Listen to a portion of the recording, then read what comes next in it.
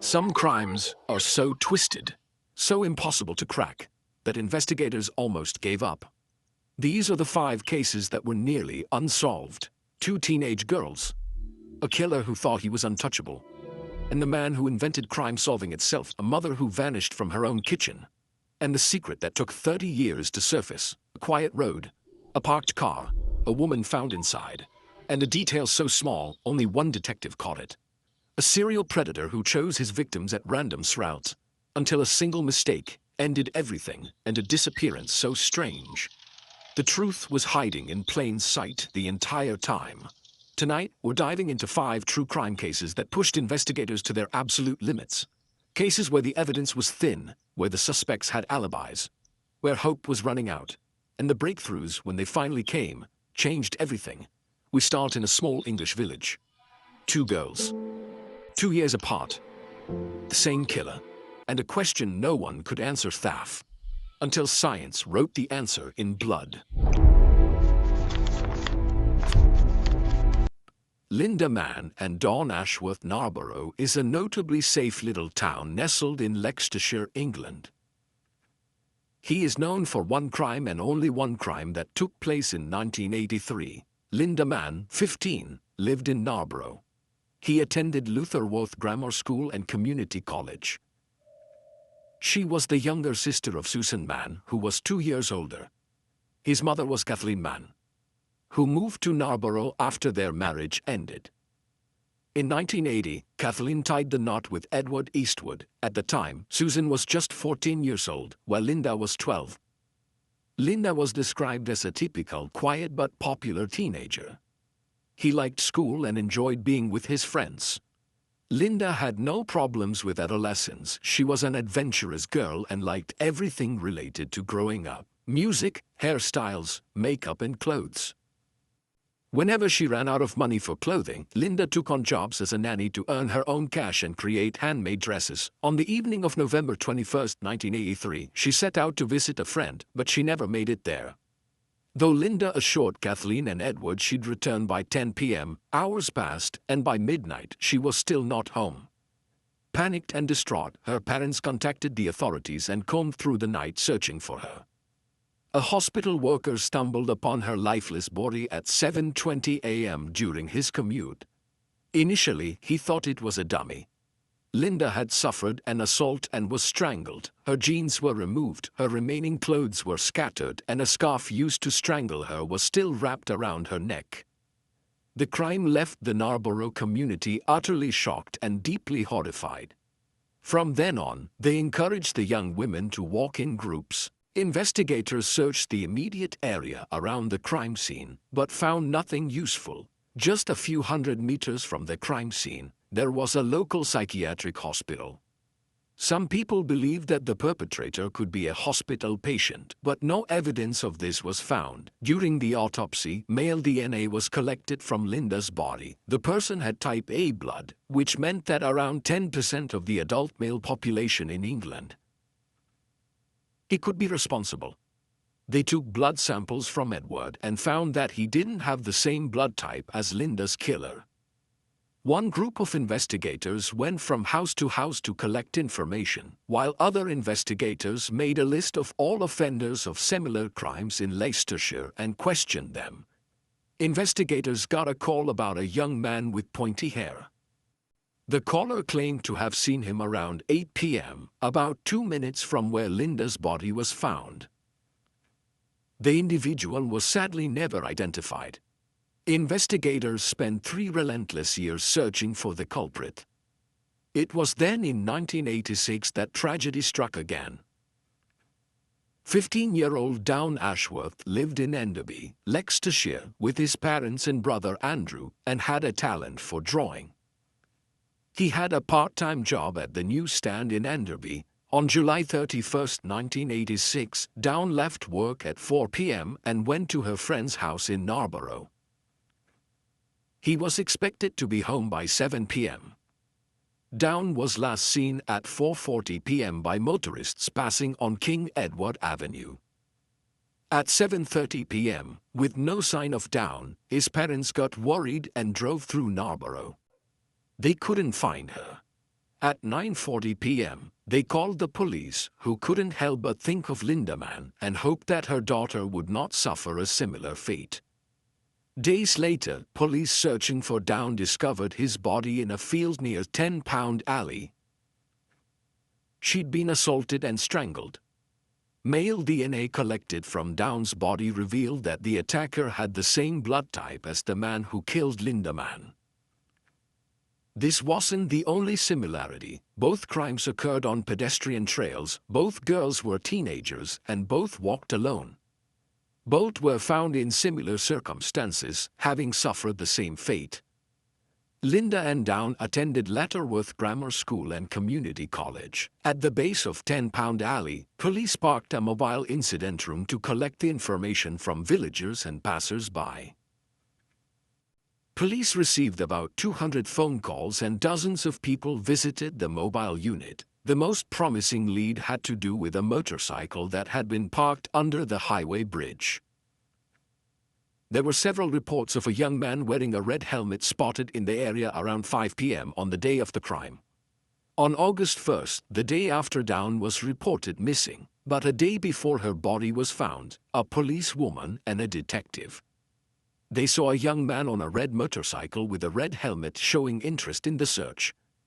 A security policeman was approached by a 17-year-old kitchen helper from Carlton Hayes Hospital, which is the nearby psychiatric hospital where Linda and Down's bodies were found. The kitchen helper told the policeman that he saw Down walking the day he disappeared.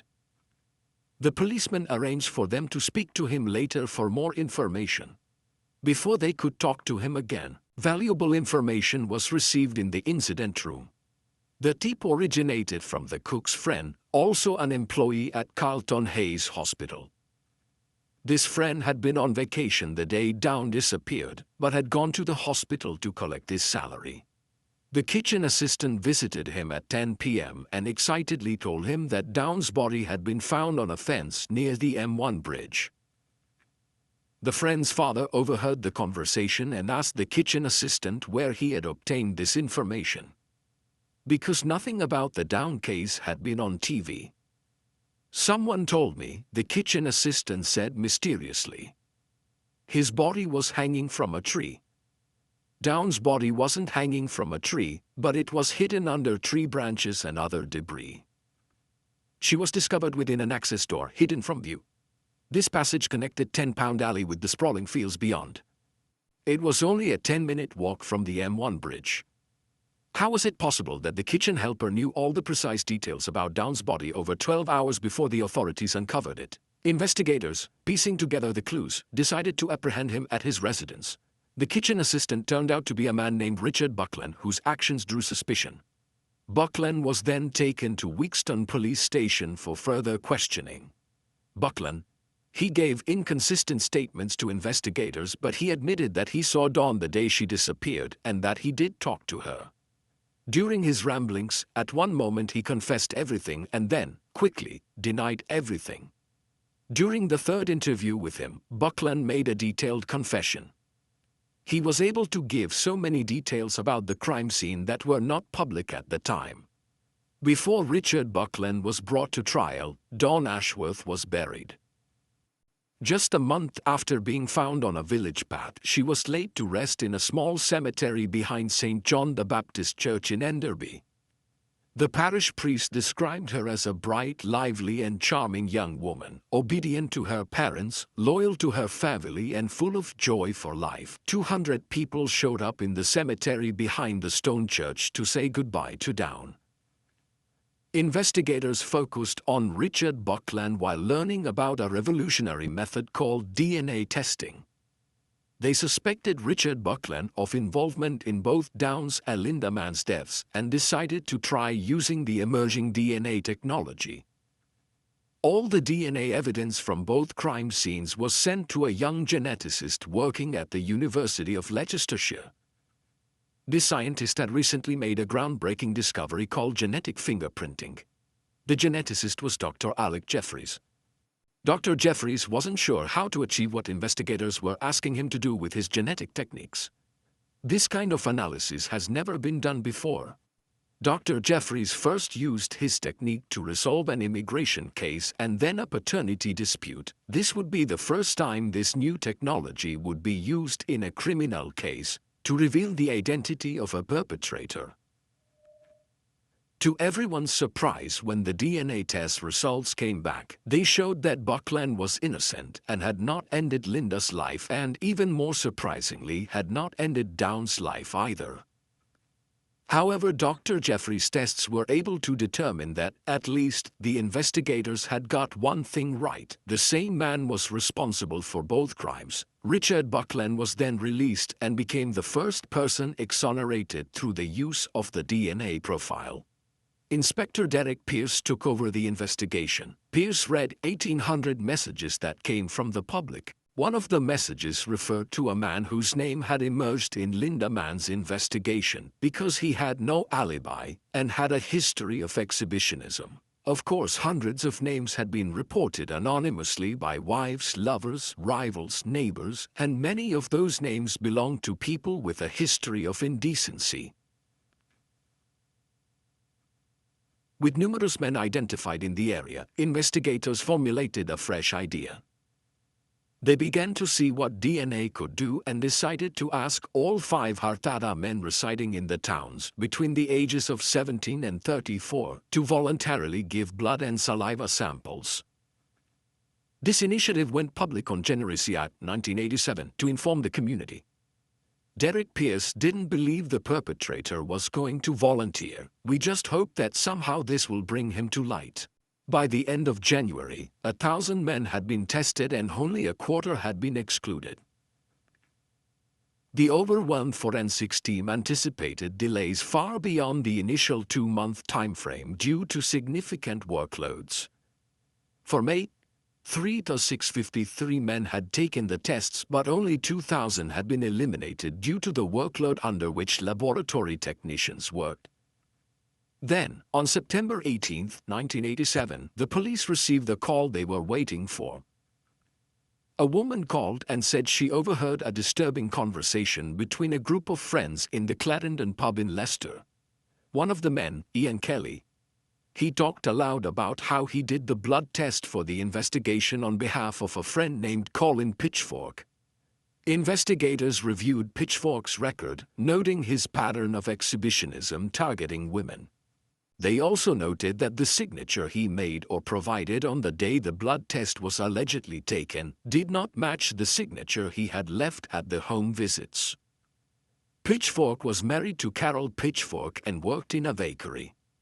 He was known as a womanizer and had a series of love affairs. On September 19, 1987, Derek Pierce went to Ian Kelly's house to ask him some questions. Ian was also a baker and worked with Colin Pitchfork. Initially, Ian denied taking the blood test for Pitchfork, later admitting he had done it. Ian shared what Pitchfork had confessed to him. Pitchfork told him he was worried the police would assume he was responsible for what had happened to Linda and Dawn because of his history of exhibitionism. Pitchfork was a master manipulator and convinced Ian to go to the incident room and take the blood test on his behalf. Later that day, a group of investigators went to Pitchfork's house.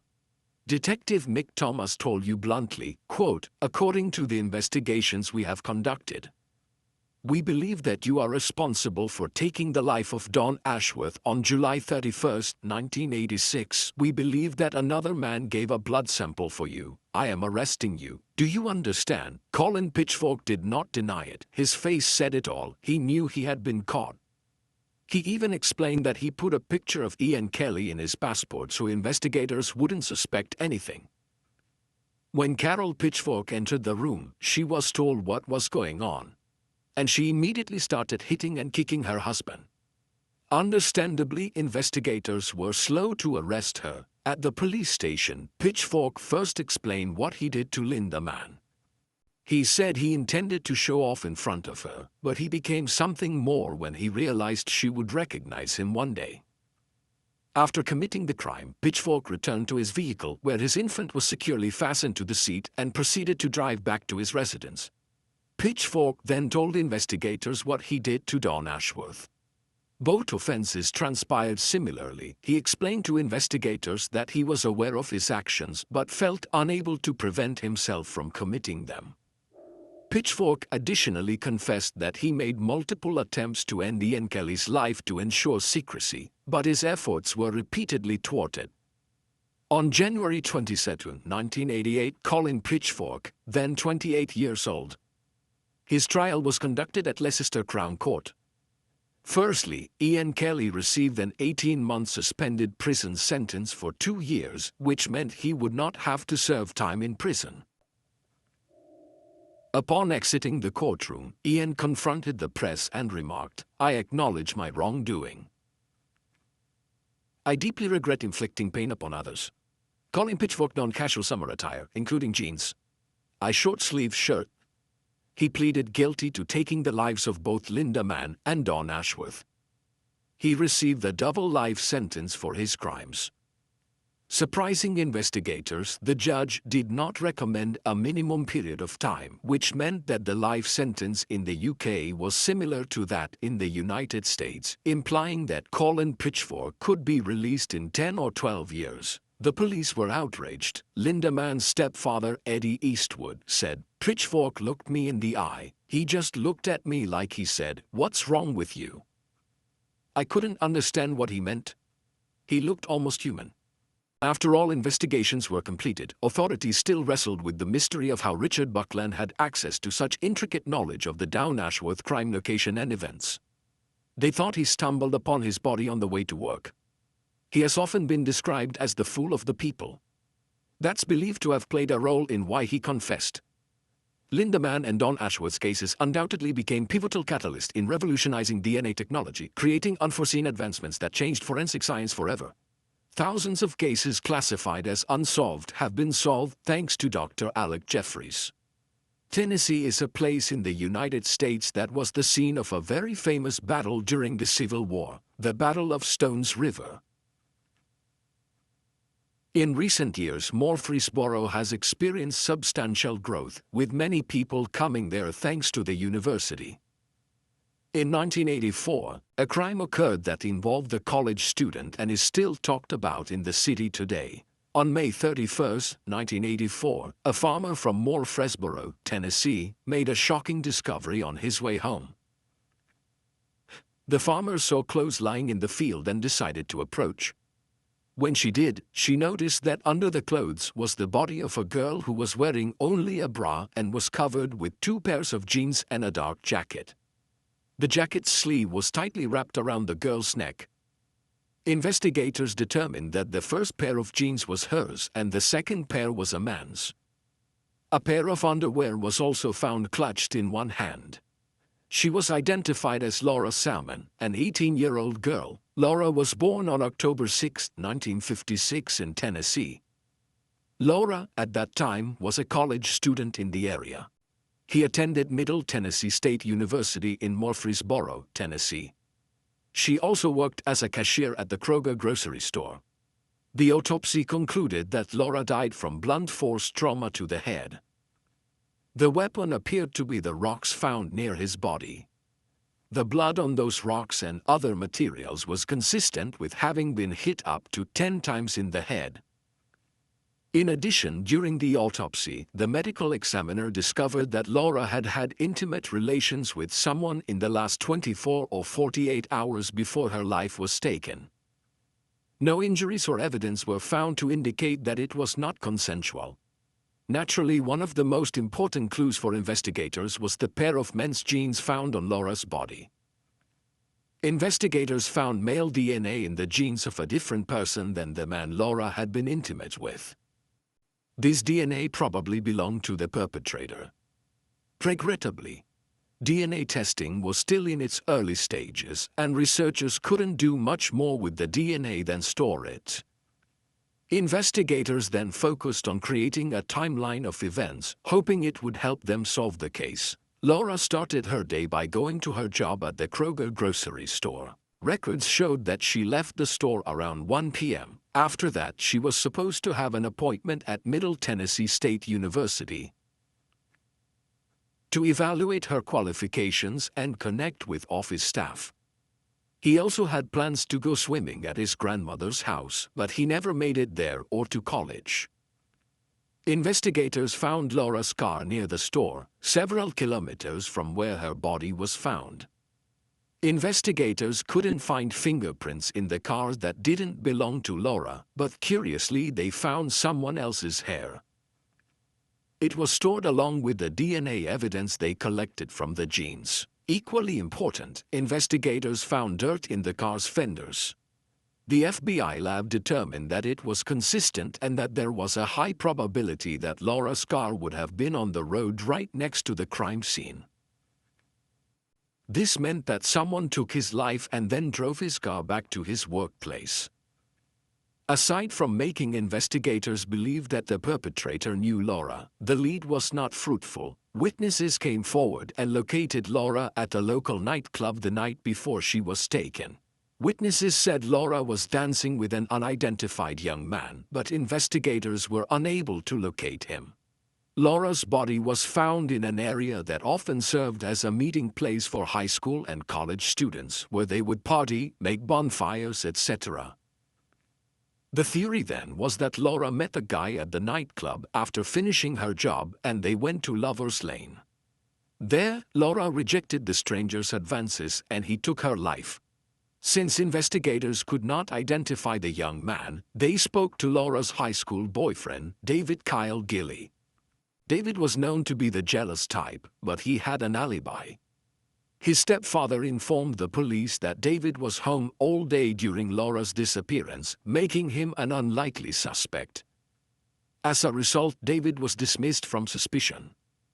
Just as investigators ran out of leads to follow, a woman in Nashville, Tennessee, called police with a possible lead. She claimed that a man named John Taylor had assaulted her and that, during the incident, Taylor apparently told her that he would do the same thing to her as he did to Laura. When police questioned him, Taylor denied assaulting the woman and denied talking about Laura or have anything to do with her. A background check revealed Taylor had attended the same college as Laura. He was even a member of the Olympus Athletic Club and Spa, where Laura also belonged. Taylor also participated in the same fraternity functions as Laura. Significantly, Taylor was near the university on the day Laura disappeared. Furthermore, he had a record of violent behavior toward female acquaintances. All this increased his likelihood of being a suspect. Investigators had FBI analysts compare Taylor's hair to someone else's hair they found inside Laura's car. They received a report from the FBI indicating that the hair recovered from the vehicle was consistent with John Taylor's hair. Case closed, right? Another idiot caught, but not quite. During that period, human mitochondrial DNA from hair was under study. They were still several years from making advancements. The DNA from the hair could potentially match about 20% of the population. This, of course, was not strong enough to arrest Taylor. Although it seemed like a solved case, there would be a few more twists in this case. Investigators found nothing that connected him to the crime scene or that confirmed that he was with Laura that day. A pair of men's jeans was discovered at the crime scene unexamined. They had a 36-inch crotch and a 30-inch waist. Taylor was a small person and jeans would not have fit her. Left with no leads, investigators pivoted to pursue other suspects. Over the years, more than 100 suspects came under scrutiny. All investigations ended fruitlessly. At Laura's grave, her mother, Lauren McKay, vowed to get justice for her daughter. He promised justice would be done. Lauren really didn't know how to keep that promise. Years went by before any assistance arrived, but he resolved to do whatever he could for Laura as a final act. Dan Goodwin was one of Laura's friends in college. They went out together a few nights before Laura was taken. Dan asked her if she wanted to go see a movie, and they ended up at the theater on May 27, 1984, where they saw a matinee performance of The Natural with Robert Redford. At Laura's funeral, Dan promised his mother he'd help find the perpetrator. After finishing college, Dan started working as a reporter at the Daily News Journal in Murfreesboro, Tennessee, focusing on police-related stories. In 1987, he covered a series of unresolved cases, including Laura's disappearance. Dan realized he wanted to do real police work instead of merely writing about it. A few years later, Dan transitioned to law enforcement, and his first case as an officer was Laura Salmon's unresolved disappearance.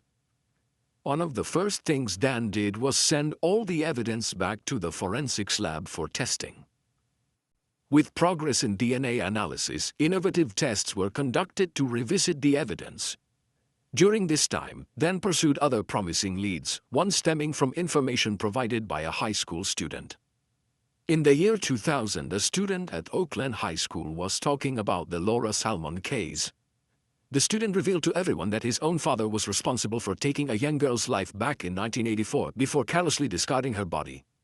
The student's father was David Patterson, who had a police record for aggravated assault.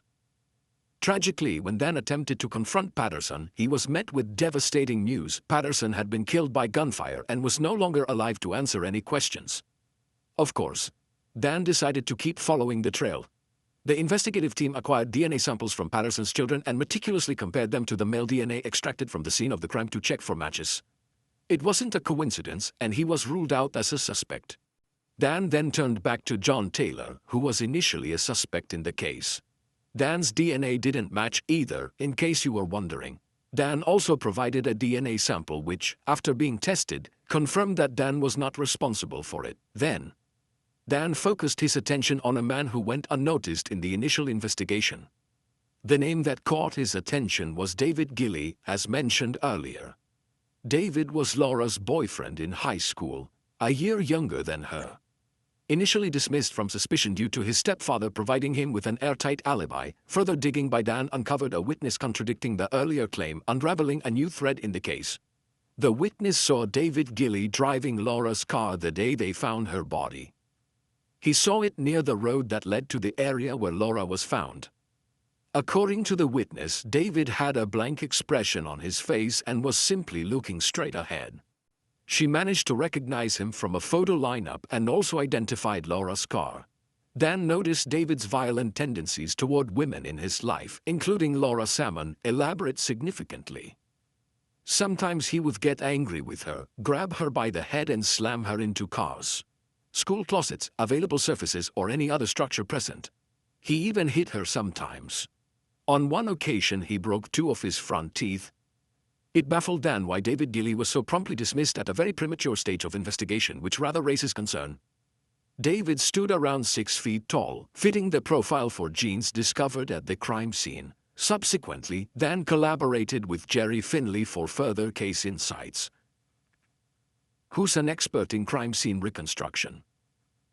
Jerry found tiny drops of blood on the jeans, spatter from a medium-velocity impact.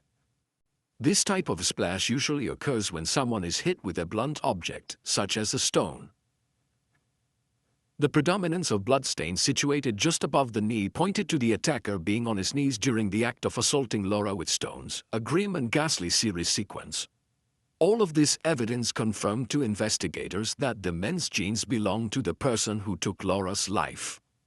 It was already believed, but DNA tests confirmed that the blood on the jeans belonged to Laura. Then, Dan tracked down David Gilley in Florida. At that time, Gilley had been divorced twice and worked in the county public works department of Manatee.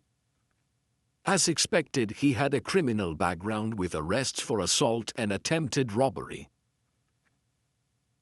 When questioned, Gilley continued to deny any involvement, claiming no responsibility for Laura's fate. In an unusual development, Gilley conceded the jeans might indeed be his. When investigators told him they believed the owner of the jeans was the perpetrator, he quickly requested a lawyer. Investigators then obtained a saliva sample from David Gilley. On May 31, 2000, DNA tests showed that Gilley was the donor of the DNA found at the crime scene and therefore responsible for taking Laura's life. On the 16th anniversary of the crime, David Gilley was finally arrested. Dan honored his vow to assist Laura's mother in solving the case, and Laura's mother fulfilled her promise to secure justice for her daughter. The motive was believed to have stemmed from envy. Gilly seemingly reasoned that if he couldn't have Laura, no one else should either. When she left for college and he was still in high school, she made new friends and she didn't like that. He often harassed her. Laura's mother tried to convince Laura to get a restraining order against Gilly, but she was too scared. Investigators believe that Gilly somehow convinced Laura to go to Lover's Lane, a deserted place, where he repeatedly hit her on the head with stones. Noticing blood on his jeans, Gilly removed them and left them at the scene of the crime. He proceeded to drive Laura's car to his workplace where it would later be discovered. In September 2006, David Gilly faced trial for his actions. The defense claimed that the presence of another man's DNA was proof that another person was at the crime scene. The jury never believed that someone else's DNA at the crime scene belonged to the real perpetrator.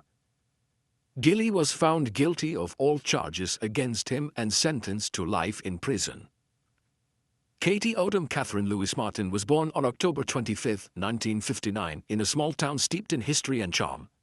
Her family and friends called her Katie. Katie encountered her high school sweetheart, Mike Odom, at the tender age of 16, and their bond blossomed into a marriage that marked their lives. Before he could get married, Mike was arrested for selling heroin to an undercover officer.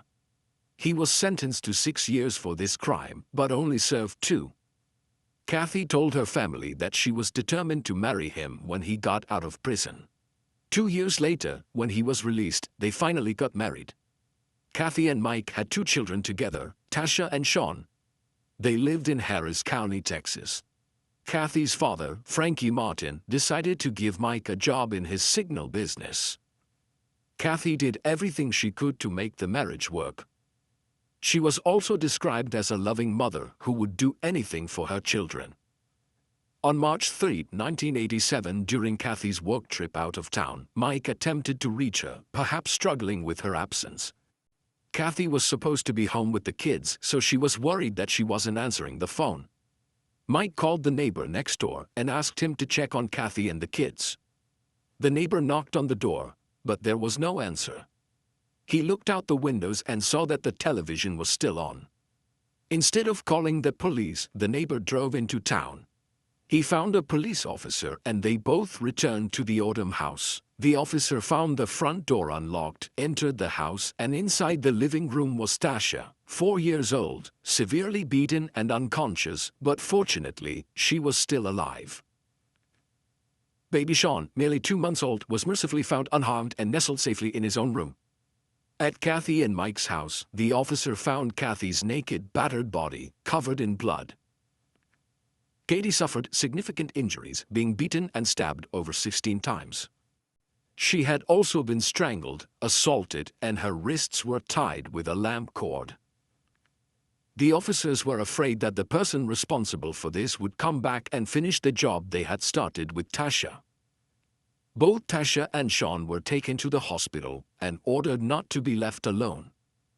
Katie's father, Frankie, arrived at the scene of the crime.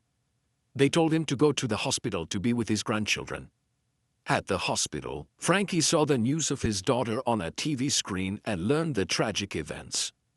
Meanwhile, back at the house, Mike finally arrived and the cops paid special attention to his appearance. An officer noticed several suspicious red stains, resembling blood, on Mike's shirt. A search of the Odom's residence uncovered blood traces in the bathroom. Evidence suggested the perpetrator, likely Mike, attempted to clean up before leaving. The police found no signs of forced entry. All doors were locked except the front door, indicating that Katie knew the person who took her life. The fact that she was stabbed so many times also told the investigators that it was a personal crime. Katie's clothes also told police something about what happened. They were found neatly folded on the floor. Investigators theorized that the perpetrator attacked Tasha to get what he wanted from Kathy. Back at the hospital, Tasha was in critical condition, in a coma, dependent on intravenous lines. While doctors fought to save his life, investigators turned their attention toward his father, Mike Odom. He seemed emotionally affected and disturbed, but investigators had their doubts about him from the beginning. They found out Mike didn't come straight home from work. How did he say he would? He had gone out with his friends. For investigators, this was something they had seen before. Someone organizing a murder by being in a different location and then calling someone else to go check on the victim's condition. Mike's clothes were sent to the forensics lab for detailed analysis, but that wasn't the only lead. Investigators also found strange stains on the floor of neighbor Tim Robinson's car. Investigators became convinced that Tim and Mike conspired to end Kathy's life. Perhaps Mike's drug use had resumed, and he was desperate for insurance money, but the case soon took an unexpected turn. The coroner concluded that Kathy's life was taken roughly 6 hours before her body was discovered, around 1 p.m. Both Mike and Tim maintained they were at work during that time frame. As investigators checked his alibi, a witness came forward. That witness was 4-year-old Tasha Odom. She came out of her coma and told investigators that she remembered a man entering the house. Tasha said the man had blonde hair. Neither Mike Odom nor Tim Robinson had blonde hair. Unfortunately, the man's hair color was all Tasha could remember. When the results of the forensic tests came in, tests revealed that stains on Tim's car were motor oil, while marks on Mike's shirt were paint. Additionally, co-workers offered strong alibis for both Mike and Tim. Both men successfully passed polygraph exams. They were ruled out and investigators were able to move on to the next suspect. The next person to investigate was easy to locate, Kathy's sister, Shelley Martin, who was married to Greg Marquardt. They met through Mike. Greg and Mike had been close since they were both in the drug world. Just like Kathy, Shelley was 16 when she encountered the man she would wed.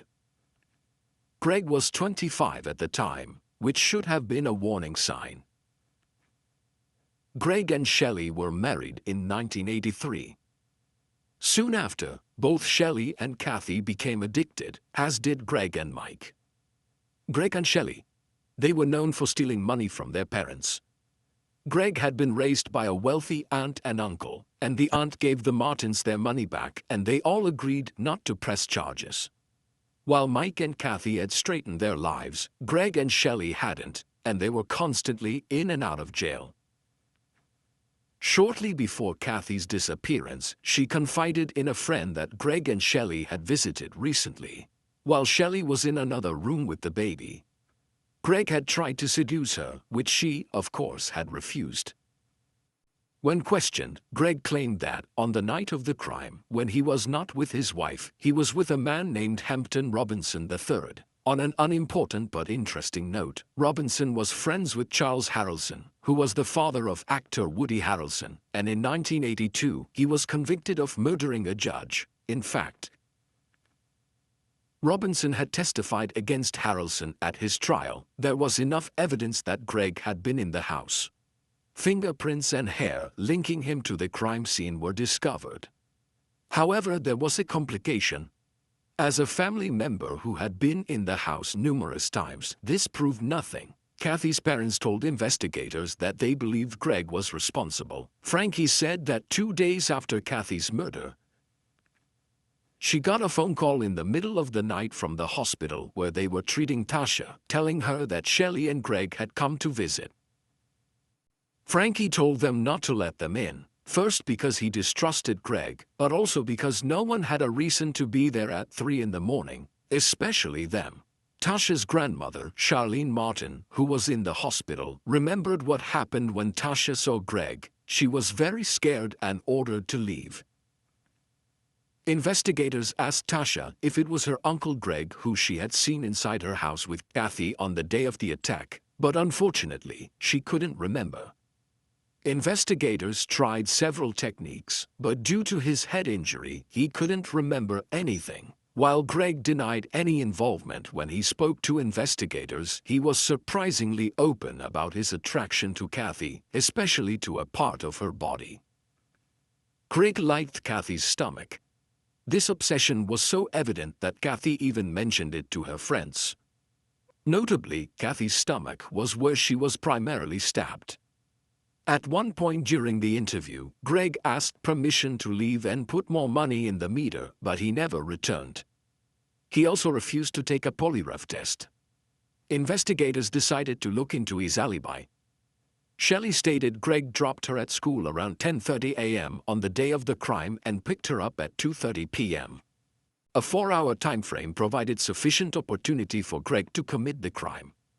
And as you'll recall, the coroner determined that Kathy's life was taken around 1:00 p.m. that day. As DNA technology was not yet commonly used in cold case investigations, resolving Kathy's assault proved challenging. At that moment, they applied serology methods, primarily focusing on blood group identification. It was very difficult to do, and you needed a very large sample, and you only got the blood type, which was not very conclusive. The blood type found in the evidence collected from Kathy's body was consistent with the blood type of Greg Marquardt, who was type O, like the assailant, and around 50% of the population, so this didn't tell investigators much without further evidence. Sadly, the case remained unsolved for a while. For Frankie, it was especially distressing to confront that her daughter's killer was also married to another one of her daughters. In 1998, a cold case team was established prioritizing the investigation of Kathy Odom's case. By then, DNA testing had advanced sufficiently to produce a reliable profile from the biological samples linked to Kathy's case. Evidence indicated Greg Marquardt fell within the 2% of the population likely to have committed the crime. Although it was inconclusive, it was much better than 50%.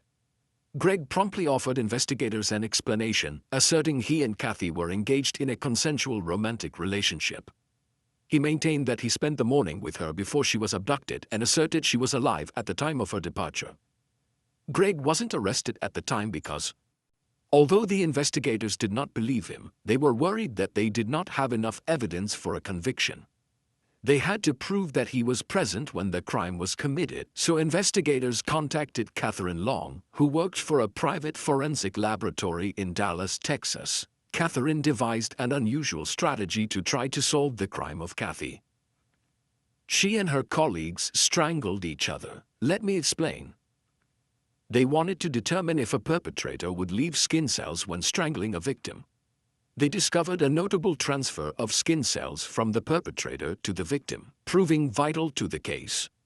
Investigators searched Kathy's evidence file for items that might hold the perpetrator's skin cells, crucial for solving the case. They decided to run tests on the electrical wire that was used to tie Kathy's hands. Luckily, the cable had been preserved in a paper bag instead of plastic, which proved significant for the investigation. The paper bag allows perspiration so that there is no moisture in the object inside, and it is kept dry, which prolongs the life of the DNA. This method actually ensures a longer DNA preservation period compared to storage in plastic bags. The cable was covered in blood. Investigators rubbed it for every possible test, and the tests revealed two genetic profiles, that of Kathy Odom and that of Greg Marquardt. Marquardt's DNA being on the cable was definitive proof identifying him as the perpetrator. On December 18, 2002, Greg Marquardt was arrested and formally charged with ending Kathy's life. During his time in prison, Marquardt admitted to a cellmate that he was high on heroin when he went to Kathy's home on that tragic day. Once inside, he made advances that she refused and, to force his compliance, hit Tasha repeatedly on the head. He later threatened Sean's life to ensure the safety of his children, compelling Sean to comply with his demands. With a kitchen knife, Marquardt cut the electric cable from the lamp and tied Kathy's hands. After attacking her, he took her life. Then Marquardt cleaned the bathroom and changed into Mike Odom's clothes. Unknowingly, advances in DNA technology would be used to identify him as the perpetrator 15 years later, 6 months after his arrest. After Greg's affluent aunt passed away, he inherited substantial funds and part ownership of her home. However, the Martins engaged in legal action, which froze the estate assets, leaving him without access for his defense. In 2004, Greg Marquardt pleaded guilty and was convicted of all the charges against him. In July of the same year, he was sentenced to 45 years in prison. He succumbed to liver disease in 2008, having served only 4 years of his sentence. He was 56. Sergeant Roger Wedgeworth was quoted as saying, "It couldn't have happened to a nicer fellow." In the aftermath of the tragedy, Shelley and her parents ceased communication. Despite believing Marquard's guilt, Shelley remained supportive of him. It was said that for a long time, Shelley continued to support Marquard and believe in his innocence. A few years after the crime, the Martins moved to Oklahoma, and after that, it seemed that Shelley made peace with her parents and also moved to Oklahoma to be close to them. Kathy's father, Frankie, said, "This does not bring Kathy back. I will always remember her, the house she built and the things we did. It's always hard to lose a child." Susan Elizabeth Helms was born on February 6, 1955, in the picturesque city of Charleston, nestled in South Carolina's Low Country. He moved to Richmond, Virginia, to work in his neurosurgery residency at the Medical College of Virginia. Susan married Marcel Slag and they bought a house in the quiet neighborhood of Woodland Heights in Richmond. In the early morning hours of October 3, 1987, precisely at 1:45 a.m., Marcel returned home after a long night. Upon entering the house, he could hear movements upstairs. Marcel knew Susan had been working late and thought he might have woken her. He quickly showered and slipped silently into his dark bedroom. As his vision gradually adapted to the dark, a ghastly and surreal scene resembling a nightmare unfolded before him.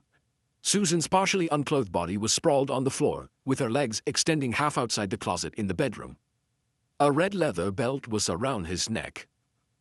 Her hands were bound firmly behind her back using a combination of an extension cord and a necktie. Much like Debbie Davis, Susan had been subjected to a horrific assault and brutal strangulation. Marcel's eyes turned toward the bedroom window, which was wide open, letting in the night air. His house was less than a mile away from Debbie Davis's house. Detective Ray Williams was on duty that night, and he was ordered to work both cases. Williams stated that the perpetrator was still in the house when Marcel got home. Since he heard someone upstairs, it couldn't have been Susan, since she was already dead. On the balcony outside the window, investigators found an open bottle of Vaseline left by the perpetrator. They traced his purchase to a store adjacent to the nearby Cloverleaf Mall. They followed the trail with determination, but unfortunately, their efforts led them nowhere. The revelation of a serial criminal within the community ignited fear among residents who eagerly demanded swift police intervention. Williams worked relentlessly for several days and finally uncovered a lead that he believed might hold significant potential.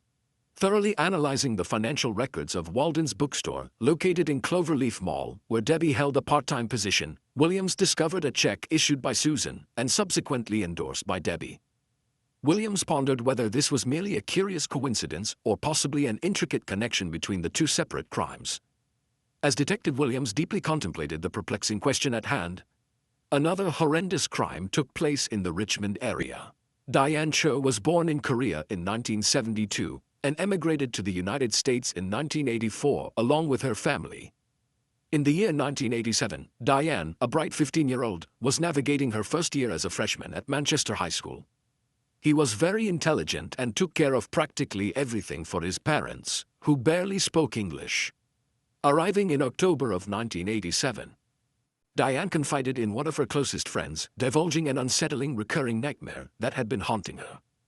Diane kept having dreams about an unknown man following her. He also told his friends at school that he sometimes saw this unknown man in his dreams at the mall. One night in November 1987, Diane went to the movies at the Cloverleaf Mall with a friend. They bought tickets to The Princess Bride. Then she began to tremble with fear and pointed at her stalker, who was watching them from the parking lot. It had barely been 5 months since Diane's family moved to Richmond, where her parents worked long hours at a store near Virginia Commonwealth University. It is not known if Diane ever told her parents about the encounter with the man unknown at Cloverleaf Mall.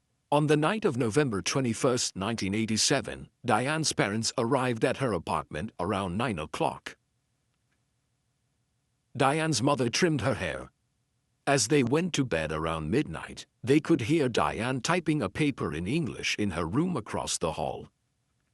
The next day, Diane's parents called home around 2 in the afternoon to remind their children to prepare for a religious service in the afternoon. Diane's 12-year-old brother, Roman, picked up the phone. Diane was still asleep, and I didn't want to disturb her by waking her up. An hour later, Diane's parents returned home, and her mother went directly to Diane's room and opened the door. Diane's mother let out a piercing scream. Diane was tied up with a rope, strangled and assaulted, and her bedroom window was open. You can clearly see the pattern of all the crimes, and it would happen again for the 4th time. Sue Tucker, aged 44, resided in Arlington County, Virginia, during November 1987. She worked as an editor for a Department of Agriculture magazine, and her husband, Greg Tucker, had previously been a school photographer in Fairfax County. Greg had taken a job as a photography teacher in his native Wales in early 1887. Sue was preparing the sale of the couple's house and finishing up her projects at work as she planned to join her husband in Wales. Ironically, they wanted to emigrate because of the increase in violence in the United States. They were worried about crime. A neighbor of the couple, Audrey Zeislov, was unable to contact Sue for several days and noticed that her bedroom window had been open for days. When Audrey tried to enter her house to check on her friend's condition, she noticed the smell of rotting meat. She called the police, who arrived and found Sue's body in an advanced state of decomposition, lying on the bed. She had been tied tightly with nylon ropes, strangled and attacked. There were no fingerprints. The perpetrator had entered through a small window in the basement laundry room. Before leaving, he had taken the time to prepare a snack. A partially eaten orange was left behind on the Tucker dining table. While the investigators were inside the house, the phone rang. It was Greg Tucker, who had been trying to contact Sue in recent days. The police officers had to give him the terrible news. Arlington County investigators assigned to the case realized that the crime was very similar to the one that took place in January 1984. That was the case of 32-year-old lawyer Carolyn Ham, who had been murdered. His body was found near Sue Tucker's house. David Vasquez, a fast food worker with a low IQ, had confessed to that crime and was serving a 35-year prison sentence for it. If he was in prison, why were identical crimes being committed almost 4 years later? Arlington County Detective Joe Horgis. He was the lead investigator on the Sue Tucker case. He traveled to the prison to interview David Vasquez because the modus operandi was the same. Hands tied behind their backs, rope around their necks, and both were assaulted. After the interview, it was clear to the detective that Vasquez had nothing to do with what happened to Sue. As investigators in Arlington and Richmond counties investigated their cases, they noticed something. Just as Richmond had a serial offender attacking women in their homes in 1987, Arlington County had its own maniac in 1983 and 1984. It all began in Arlington in June 1983, with the abduction and assault of a woman in the Green Valley area of the county by a black man in his late teens or early 20s, wearing a homemade mask. Over the next 7 months, as his attacks intensified, he kidnapped women in his cars and entered their houses and apartments through unsecured windows. He brutally assaulted them relentlessly. He tied some of them with nylon ropes cut from his Venetian blinds. Former Arlington County District Attorney Helen Fay was quoted as saying, "It was a one-person crime wave." In January 1984, an Arlington woman returned home to find evidence of a troubling break-in. The ropes of her Venetian blinds had been cut and were placed on her bed. The intruder left the house, looked as if he was waiting for her to return, and got tired of waiting. It was 4 days after that that Carolyn Ham was found tied up and strangled in her garage. Arlington police arrested David Vasquez and charged him with taking his life. Vasquez didn't match the description given by any of the assault victims, but crimes in the area stopped. It was only after the murder of Sue Tucker that investigators discovered that the perpetrator of all the assaults was definitely not Vasquez, and the unknown man took a brief recess and then continued his attacks in Richmond. Detective Jorgis received a teletype from the Richmond police describing the identical strangulations of Debbie Davis, Susan Helms, and Diane Cho. After analyzing all the shared details, investigators identified him as the man behind all the crimes, possibly even Carolyn Hamm's murder. The investigation stalled for a few agonizing weeks as they waited for a breakthrough in the case before the strangler could take another life. Investigators examined the timeline of the crimes, many of which occurred between 1980 and 1984, and then continued in 1987.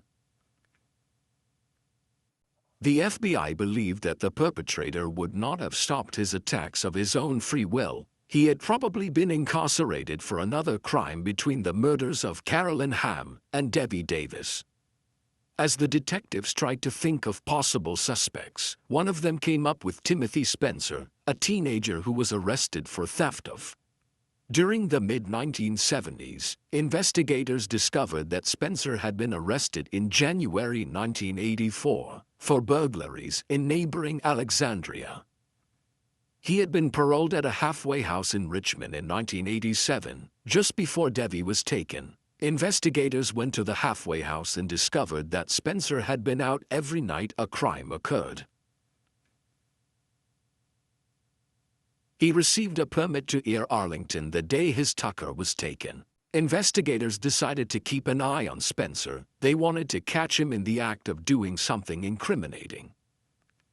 For 2 weeks, Richmond police officers watched Spencer commit parole violations, such as spending the night at his girlfriend's house. They were intrigued to discover that I spent hours at the Cloverleaf Mall, which, as you may recall, he maintained close connections to Debbie Davis, Susan Helms, and Diane Cho. On January 20, 1988, Arlington and Richmond detectives took Spencer into custody and took a sample of his blood. With no witnesses, fingerprints, or any other direct evidence linking Spencer to the crimes, law enforcement had to rely on a new method of forensic science called DNA fingerprinting. At that moment, it had only been used in one unsolved case in the United Kingdom and never before in the United States. That was the case with Linda Mann and Dawn Ashworth. It would take more than 6 weeks, but a private lab in New York would report that Spencer's DNA matched male DNA at the crime scenes of Debbie Davis, Dr. Susan Helms, and Susan Tucker, and assault victims in Arlington, Richmond. Timothy Spencer was the man who had become known as the Southern Strangler. The trial began in July 1988, marking a pivotal moment. After a 6-day trial, he was found guilty, the first conviction based on DNA evidence in the United States. Spencer was sentenced to multiple life sentences. And what about Carolyn Hamm and David Vasquez, you ask? Why was he convicted of the crime if he didn't match the description given by the victims of any other crime in the area? David Vasquez became the prime suspect in that case because Carolyn complained that he was spying on her while she was sunbathing in the week before she died. With his low IQ, it was easy for investigators to extract a false confession from him. They told him all the details, and he repeated them back. After DNA linked Timothy Spencer to all the other crimes, investigators seriously doubted Vasquez was involved. Soon after, DNA exonerated David fully and led to his release. David earned a historical distinction as the first U.S. individual cleared through DNA technology. Shortly before 11 p.m. on Wednesday, April 27, 1994, Timothy Wilson Spencer was tied to the sturdy Virginia electric chair, nicknamed Old Sparky, at the Greensville Correctional Center, and executed, finally ending the horrendous crime wave. Raina Lynn Reason was born on May 6, 1976 in Port, Indiana. He lived with his parents, Ben and Karen Reeson, had an older sister named Lori and a younger sister named Wendy. In 1993, at the age of 16, Raina was described as a good student and aspired to be a veterinarian due to her deep compassion for animals. In addition to being a sophomore at Port High School, Raina held 3 jobs, including working at an animal hospital walking dogs and cleaning cages. On Friday, March 26, 1993, Raina was assigned to close the animal hospital after a short shift from 4 p.m. to 6 p.m. Raina and her ex-boyfriend Matt Elser planned to spend the night together, and she was excited to see him again. They had recently broken up, and the date was a step towards a possible reconciliation, like Raina. Matt came from a good family and was considered a decent young man. In short, he was the kind of boy that any father would be happy for his daughter to leave. At 6 p.m., Matt arrived at the animal hospital to pick up Raina. After waiting for a while, he got out of his car and headed for the front door. He realized that all the lights were off and the door was locked. Matt saw that Raina's car was not in the parking lot, so he drove to her house to see if she was there. Raina's father, Ben, told Matt that she hadn't come home from work. They hadn't seen her since she left home to go to the animal hospital for her shift. Her family assumed she was on the appointment with Matt, but now they were worried. It was very unusual for Raina not to tell her family exactly where she was. Raina's parents, her younger sister Wendy and Matt, waited at the house for Raina to return. When she had not yet appeared at 10:30 p.m., her family went to the police station to report her missing. The police were only able to file a missing person report after waiting 24 hours. Then gave them a picture of Raina and asked them to be on the lookout anyway, as it was very unusual for Raina to disappear. Her family then began their own search for her. They reached out to acquaintances to gather any leads. Unfortunately, no one had any idea where she might be. They also handed out missing persons flyers in the area, hoping someone would provide valuable information. When the police got involved, they put out a public appeal for any information leading to Raina's whereabouts.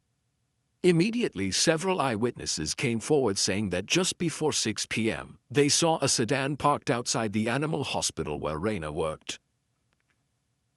Several witnesses said they saw 2 men in the car along with Raina, and they appeared to be arguing. Matt Elser was questioned by investigators and maintained his version of waiting for Raina and finding that she was not at the animal hospital.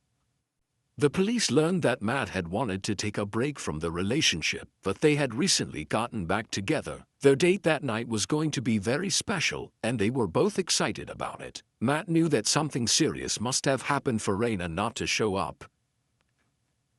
Raina's parents reassured law enforcement that Matt was trustworthy and dependable. They also pointed out that his car was not the one the witnesses saw, which exonerated him of any wrongdoing. Raina's car was discovered the night after her disappearance, not far from the animal hospital. The hood of the car was up and gave the impression that he might have had problems with the car.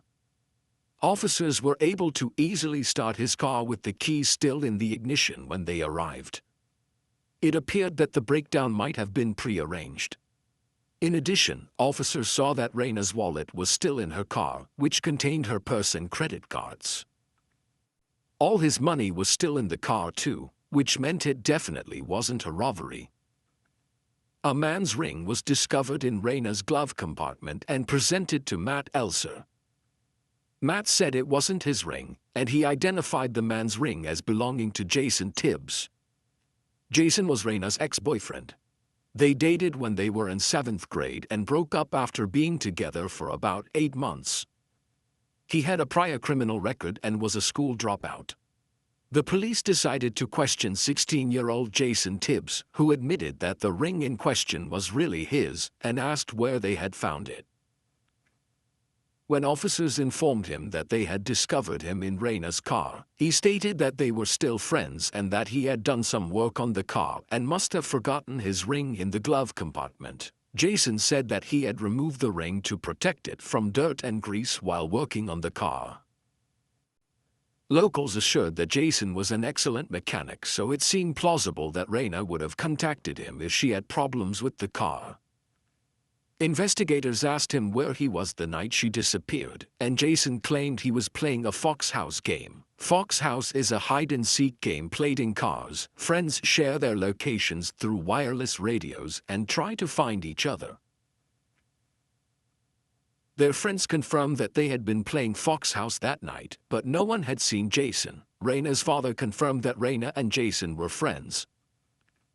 So the ring seemed to be a dead end. Raina's case began to cool until the police made a discovery. Matt's team jacket was found by a LaPorte sheriff's officer. Raina had last been seen wearing the jacket, as Matt had given it to her to wear. This indicated that the two were together. The jacket was found about 6 or 7 kilometers away from where they found their car. The jacket was placed there after the initial police search, but unfortunately, it did not provide further clues or evidence. On April 26, 1993, a month after her disappearance, a fisherman and his teenage daughter found something at a pond on Range Road near LaPorte, Indiana. The daughter was taking a walk when she saw a pair of human legs in the water and called her father to take a look. He approached and determined that it was a woman's body in the water. 2 logs had been placed over his body. When police arrived at the scene, they noticed that the unknown woman was wearing the same clothes that Raina had been seen wearing before disappearing. Despite the advanced state of decomposition of the body, it was determined that she was Raina Reason, and this stopped being a missing person case. No obvious wounds or signs of significant trauma were found on his body. Later, during the autopsy, it was concluded that Raina had been strangled. With this discovery, investigators talked to Jason Tibbs again to see if he knew anything. He shared details about Ray McCarthy, married to Raina's older sister, Lori Ryson. Ray had assaulted and impregnated Raina when she was 11 years old and had been imprisoned for the crime. His probation ended just 2 months before Raina disappeared. You'd think Lori Ryson would have divorced Ray for what he did, but no, they were still married. Clearly, he had a motive and was dangerous, with a previous criminal history directed against Raina. Investigators visited Ray and Lori's house. The couple told investigators that neither of them saw Raina the day she disappeared. Ray testified that he was busy hunting pigeons at a friend's farm that night. Detectives called the friend who confirmed Ray's presence at the farm that night. Something didn't feel right for the investigators, so they went to talk to Ray again. Ray spoke to them alone and told them he'd seen Raina the night she disappeared. He told them he was looking for a house on March 26, 1993. 4:40 p.m., he was looking out the window of the house when he saw the animal hospital. He claimed he had briefly seen Raina in the parking lot of the animal hospital and asked her if she knew where Lori was. Then he left and picked up a woman who asked for a ride that night.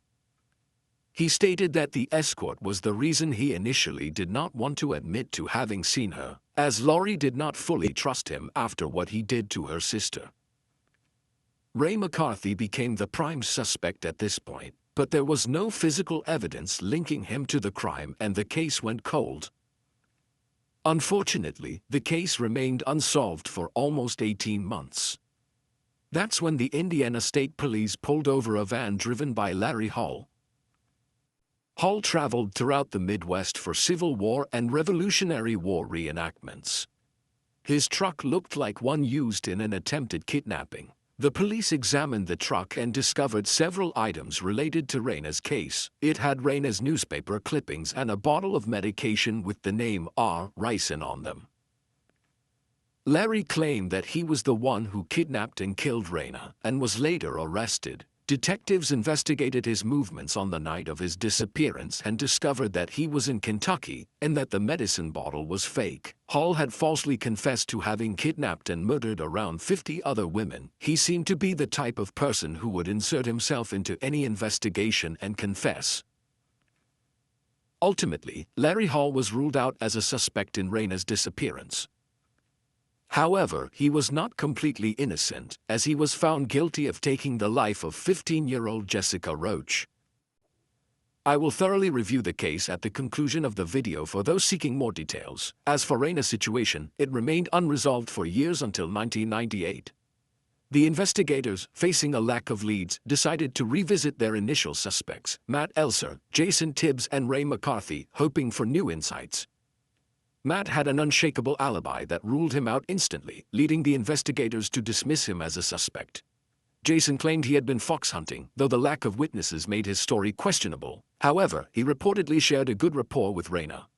Ray, in contrast, fabricated his alibi initially and had a history that painted him as a morally reprehensible individual, prompting investigators to shift their focus toward him. With sufficient suspicion, they obtained a warrant to conduct a thorough search of Ray's residence.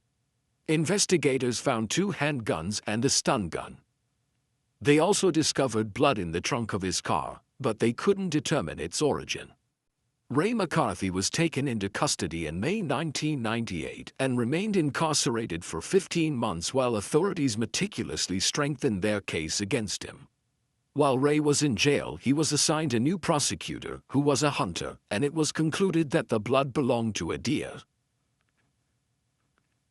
The prosecutor felt that there was not enough evidence to link him to the crime, and they were forced to release him again, after a year in prison. Over the next 9 years, the case was again classified as an unsolved case, unfortunately. In 2008, the police received a tip that would cause this case to be completely opened.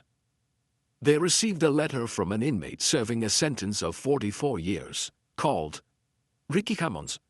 The inmate requested to speak to investigators. Ricky was imprisoned for taking his roommate's life. Ricky decided to introduce himself after thinking about his niece. He said he would want someone to introduce himself if anything had happened to her. That's the entirety of my account. In 1993, when he was 14, he was on the roof of a barn next to his parents' house smoking marijuana. He heard a car pull into the barn. Ricky saw his sister's boyfriend, Eric Feldman, and Jason Tibbs. They opened the trunk of his sister's sedan, and Ricky saw a body covered by a blanket. Ricky could still make out the upper half of the victim, a woman wearing a leather jacket. He didn't know it was Raina, but a couple of days later, when Raina's face appeared in the media, he realized who it was. Ricky said that he was afraid to show up in 1993 because he was afraid of getting into trouble for smoking marijuana. Police tracked Eric Freeman to South Carolina, where he appeared visibly uneasy and refused to cooperate. He refused to give interviews to reporters, but investigators assured him that no repercussions would follow if he disclosed exactly what occurred with Raina in detail. He took the deal and told them everything. Eric explained that he, Jason, and Jason's girlfriend, Sedan, were driving in their vehicle when they cruised past the animal hospital on the date of March 26 in the year 1993. Jason wanted Raina to leave Matt and go back to him. As soon as she left the animal hospital, he immediately called her from their car and tried to reach her. Though she was clearly uninterested in speaking with him, before any outcry could be made, he forcibly pulled her into the vehicle and ordered Eric to accelerate away from the scene as fast as possible. A couple of minutes later, Eric stopped the car and Raina tried to escape. Jason followed her and told her that if he couldn't have her, no one else would. Then he strangled her until she stopped breathing. Jason and Eric worked together to place Raina's lifeless body into the car trunk and proceeded straight to the barn, where Ricky caught sight of their actions. Following exhaustive deliberation, Eric and Jason ultimately arrived at the decision to dispose of Raina's corpse in the pond, ensuring its submersion with supportive logs. Eric drove Jason back to the clinic to pick up Raina's car. Jason got out of the car and got rid of Matt's jacket too. In August of 2013, Jason Tibbs, 38 years old, he was arrested and charged with taking the life of Raina Ryson. By then, 2 decades had elapsed since Raina's tragic and untimely demise. His trial began at the end of 2013. The legal defense mounted an argument challenging Ricky's reliability as a witness, citing his youth as a high schooler at the time and the prolonged 15-year gap before he elected to reveal the truth of events. To ensure that Eric Freeman would testify truthfully at trial, he was granted criminal immunity. After a long trial that lasted until December of 2014, Jason Tibbs was found guilty. He was sentenced to 40 years in prison. With 20 years served, outside the courtroom, Raina's family cried, hugged each other and hugged the prosecutor. Reason's family got a form of justice, but the daughter they lost in a crime of passion would never return.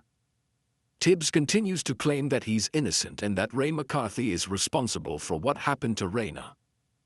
Tibbs submitted many appeals to the Indiana Supreme Court. All were ultimately rejected. On September 8, 2016, his appeal for a retrial was denied by the Indiana Court of Appeals. Even in 2018, his lawyers publicly stated that they were still fighting for his innocence.